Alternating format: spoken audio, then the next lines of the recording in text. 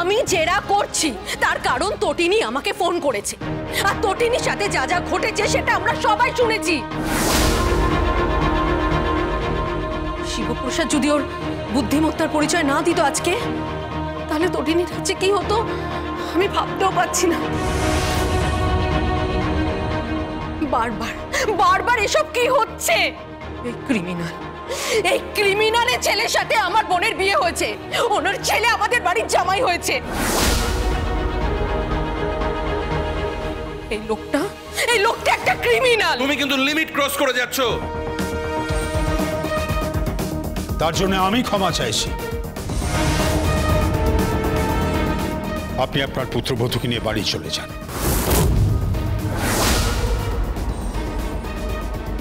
দাদা please please আমার কথা শুনুন। আমি চাই না আমার মেয়ে আরাধ্যার সাথে কবিরের কোনো সম্পর্ক থাকুক। ওর সামনে একটা দীর্ঘ জীবন পড়ে আছে। আমি বাবা হয়ে বলছি দাদা, আমার মেয়েকে নিয়ে আমি খুব খুব ইনসিকিউর ফিল করছি। ওর ভবিষ্যৎ নিয়ে আমার খুব ভয় লাগছে।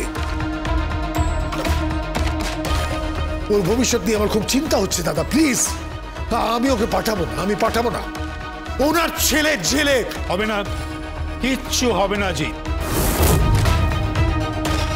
উচ্চ আদালতে অ্যাপিল করা হয়েছে এবং আমি কনফার্ম যে বেল হয়ে যাবে। আর এই সমস্ত কেস আমি একেবারে তুড়ি মেরে মেরে উড়িয়ে দেব। তুই চিন্তা করিস না দাদা প্লিজ। জিৎ, ওকে ওর বাড়িতে পাঠিয়ে দে। আর কর্ণবাবু, আমি হাত জোর করে বলছি আপনি ওকে নিয়ে চলে যান, তা নাহলে আমার এই বড় মেয়ে ওকে প্রশ্ন করে করে একেবারে জেরবার করে দেবে। আপনি চলে যান ওকে এখান থেকে নিয়ে। কেন নিয়ে যাবে?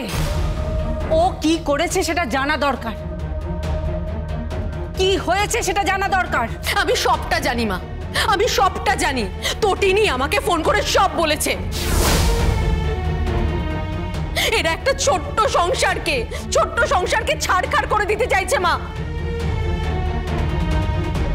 এরা মানুষ নয়।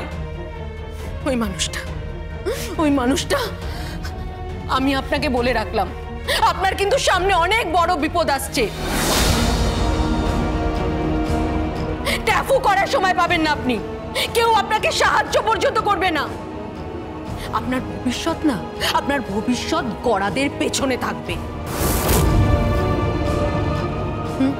আমি আপনাকে আজকে বলে রাখলাম, তদন্ত চলছে, কর্ণ চ্যাটার্জি তদন্ত চলছে।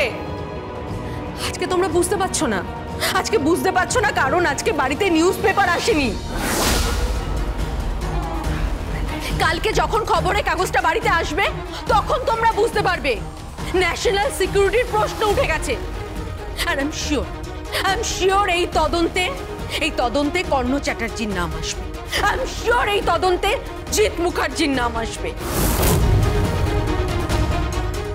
আর আই এম শিওর আনফরচুনেটলি আমার ড্যাডি সত্যজিৎ মুখার্জির নাম এখানে আসবে।